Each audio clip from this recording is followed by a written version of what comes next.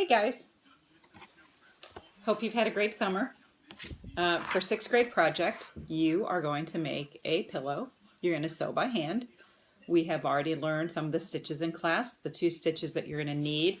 You've learned how to do the overcast stitch and you learned how to do the running stitch. Hopefully by now you've already picked out your fabric. So this is a remnant that I had at home, kind of similar to what size that you guys have.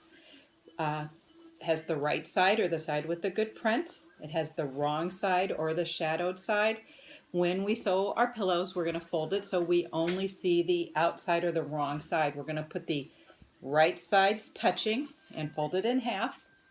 And it's kind of like making a sandwich. So all the good stuff's in the middle.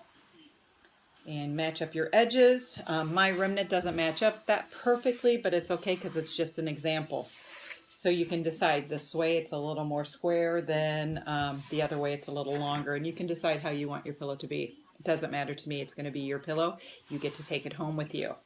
Okay, so to do this, a couple things to start. So you hopefully get it folded.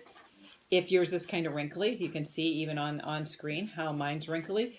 You take it over to the ironing boards and the iron and get those wrinkles out. Use that steam iron. If you want a little bit of water in it, we can do that too. So steam it out, iron it out so that your pillow is pretty flat, pretty wrinkle free. We'll iron again at the end. So if some wrinkles happen as you're sewing and you maybe kind of get it bunched up, it's okay, we'll iron it again. Now, we're going to need to prep our fabric in that we have to leave a spot to turn it right side out. To get a spot, and we don't want to leave the whole top open. We're going to do that when we do our pin cushion. We'll just leave the top open because our pin cushion is, pretty small. This is a much bigger spot and you don't want to have to close it shut at the end. So what we're going to do is we just need a big enough spot for your hand to fit in. So I am going to take my left hand, put it down on my fabric where the fold is. So I've folded it in half. This corner is attached with a fold. I'm going to set my hand down there. I'm going to take an ink pen or a pencil. I happen to have an ink pen and make an X. Once I have my X, which is approximately about 5 inches over, that's where I'm not going to sew. I'm going to leave that part open. And that way when we turn it right side out, we'll have a place to put our stuffing in. So I've got my X. But now our fabric doesn't have a seam line or a sewing line. And I want you to kind of keep a straight line as you're sewing. And so to do that, you're going to take a sewing gauge. Remember, the sewing gauges are found in your tool caddy pocket, the pocket that matches the number that goes with your table. Don't just go to a random pocket and pull somebody else's. You have one for you to use in your pocket. So, got my sewing gauge. I've got it set at 5/8. To find out where 5/8 is, all I had to do was count over from the top and count the spaces. I counted over 5 spaces and I set my gauge there. And then I'm going to set my gauge down on the fabric and just set it along the edge of the fabric.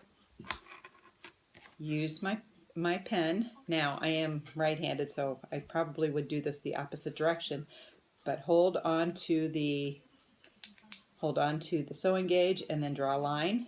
Move it a little bit, draw a line, move it a little bit, draw a line. And then you just have to go back using the straight edge of your sewing gauge and connect those lines. So once you connect the little lines, it might end up looking like mine. There's a whole bunch of lines together. The good news is those aren't going to show on the outside. As long as you don't use a marker, markers will bleed through. The ink pen should be good. If you have a darker fabric, if you have a light fabric and you want to use the dressmaker pencil or a regular pencil, you can do that. All right, so you're going to make your line all the way down from your X to the corner, from one corner to along the side, and then back from this corner to all the way to the edge. You don't want to leave a little space at the other end because your stuffing will fall out. You're going to start sewing at your X using the running stitch, and you're going to sew the 3 sides, so the 2 of them together. Now on your instructions it does say to take some straight pins and to pin it together so it doesn't slide on you when you're sewing. So take your straight pins, pin down into and back out of so that you have a spot. And I'm going to put a couple extras in here just so I can show you then the example of turning your fabric and what it's going to look like when we're all done.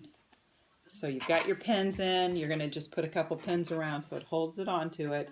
You're going to do your sewing from the corner all the way around.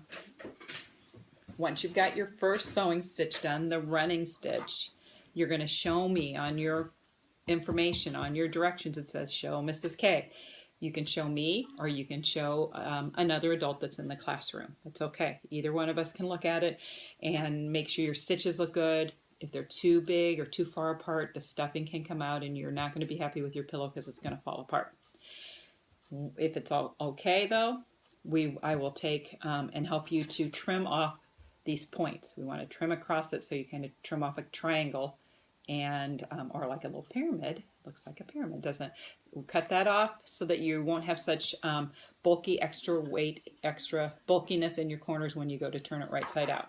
So you sew all the way around. We trim the corners, then you're going to come back with the overcast stitch. Remember, that's the one that goes on the edge. Kind of looks like you're putting a spiral binder or spiral edge on it.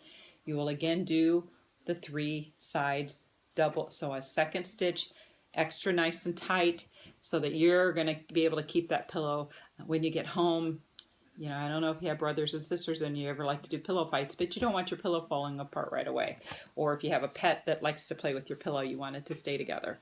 So 2 stitches. Once you're all done with that, then you're going to carefully know where your X is. Let me throw a pin in here at the X. So always pin down into, come back up so it's nice and flat. My pin is not, I didn't just take it and stab it through.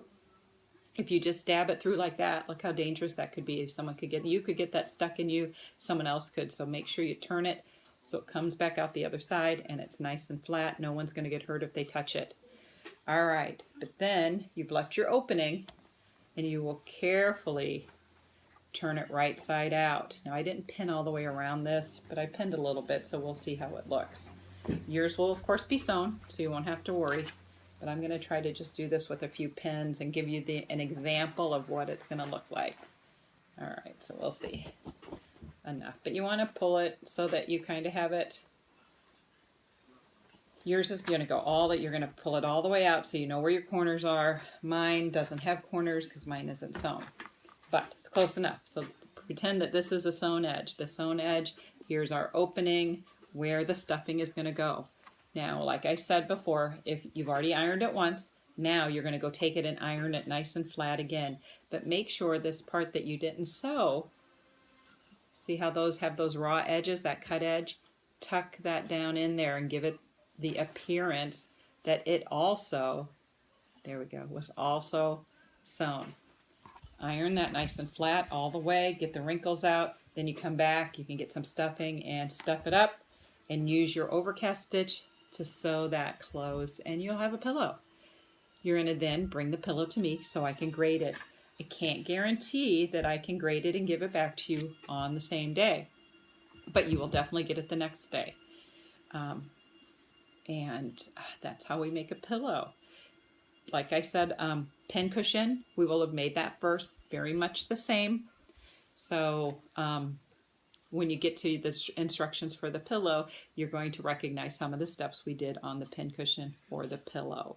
Just make sure you read the directions and stop when it says to show me or show an adult, you do that, okay?